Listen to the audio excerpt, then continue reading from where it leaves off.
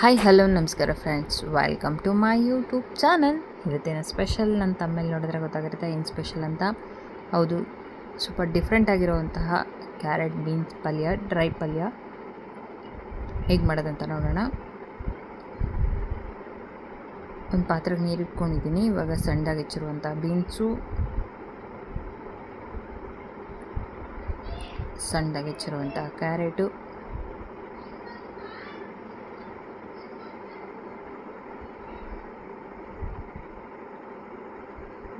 ಇದೆರಡು ಬೇಯಿಸ್ಕೊಳ್ಳೋಣ. ಸ್ವಲ್ಪ ಉಪ್ಪು,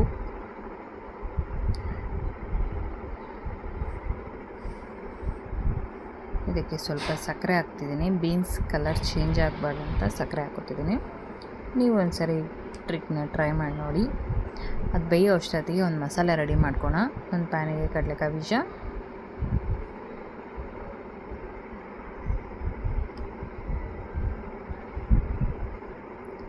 ಇದನ್ನು ಫ್ರೈ ಮಾಡ್ಕೊಳ್ಳೋಣ.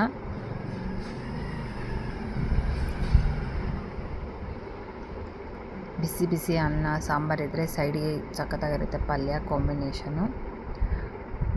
ಇವಾಗ ಇದಕ್ಕೆ ಬ್ಯಾಡಗಿ ಮೆಣಸಿನ್ಕಾಯಿ ಗುಂಟೂರು 2 ಹಾಕ್ಕೊಂಡಿದ್ದೀನಿ. ಚಪಾತಿ ಜೊತೆಗೂ ತುಂಬ ಚೆನ್ನಾಗಿರುತ್ತೆ. ರೈಸ್ ಜೊತೆಗಂತೂ ಸೂಪರ್ ಅಂತಲೇ ಹೇಳ್ಬೋದು. ಬರೀ ಅನ್ನ ಸಾರು ತಿನ್ನೋಕೆ ಬೋರ್ ಆದರೆ ಈ ಥರ ಸೈಡಿಗೆ ಪಲ್ಯ ಮಾಡ್ಕೊತೀನಿ. ಡ್ರೈ ಪಲ್ಯ ಟೇಸ್ಟು ಕೂಡ ಸೂಪರಾಗಿರುತ್ತೆ, ಹಂಗೆ ಹೆಲ್ತಿಯಾಗೂ ಕೂಡ ಇರುತ್ತೆ. ಏನಂತೀರ, ಟ್ರೈ ಮಾಡ್ತೀರಲ್ವಾ? ಟ್ರೈ ಮಾಡಿದ ಮೇಲೆ ಹೇಗಾಗಿತ್ತು ಅಂತ ಕಾಮೆಂಟ್ ಮಾಡಿ ತಿಳಿಸೋದು ಮಾತ್ರ ಮರಿಬೇಡಿ. ಇವಾಗ ಇದಕ್ಕೆ ತೆಂಗಿನಕಾಯಿ ತುರಿ,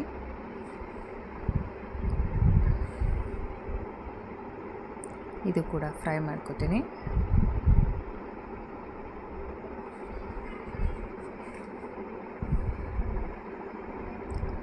ಸ್ವಲ್ಪ ಡ್ರೈ ಆಗಲಿ ತೆಂಗಿನಕಾಯಿ ತುರಿ.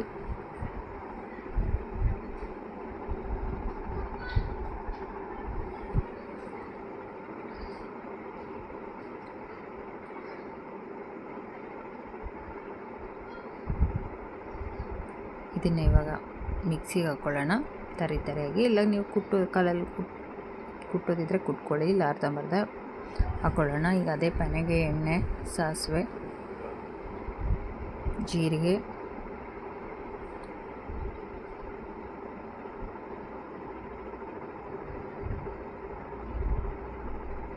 ಉದ್ದಿನಬೇಳೆ,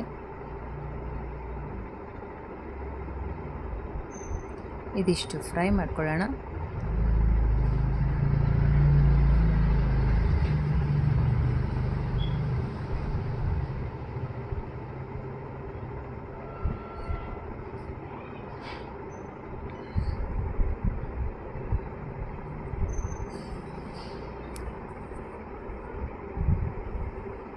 ಕಲರ್ ಚೇಂಜ್ ಆಗಲಿ.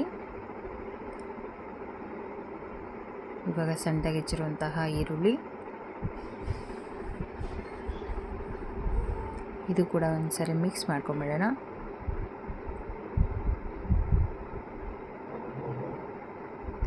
ಇದು ಕೂಡ ಸ್ವಲ್ಪ ಫ್ರೈ ಆಗಲಿ ಎಣ್ಣೆಯಲ್ಲಿ.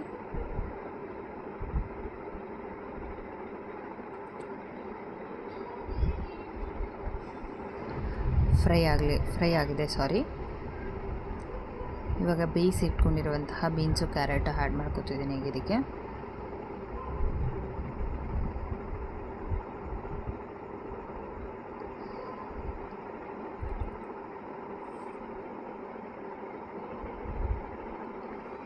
ಇದು ಕೂಡ ಒಂದು 2 ನಿಮಿಷ ಎಣ್ಣೆಯಲ್ಲಿ ಫ್ರೈ ಮಾಡ್ಕೊಳ್ಳೋಣ.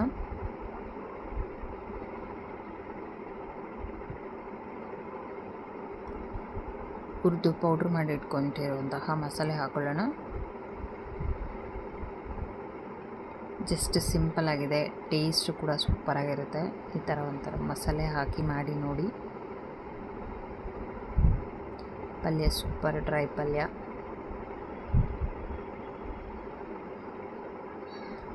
ಮಿಕ್ಸ್ ಮಾಡ್ಕೊಳ್ಳೋಣ ಇದನ್ನು.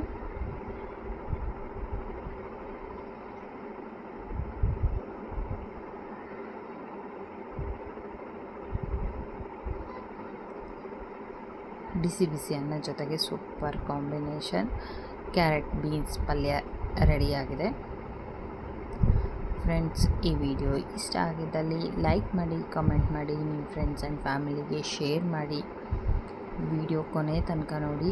ಯಾರ್ಯಾರಿಗೆಲ್ಲ ಈ ವಿಡಿಯೋ ಇಷ್ಟ ಆಗುತ್ತೋ ಪ್ಲೀಸ್ ಒಂದು ಲೈಕ್ ಕಮೆಂಟ್ ಕೊಡೋದು ಮಾತ್ರ ಮರಿಬೇಡಿ. ಪ್ಲೀಸ್ ಸಬ್ಸ್ಕ್ರೈಬ್ ಆಗಿ.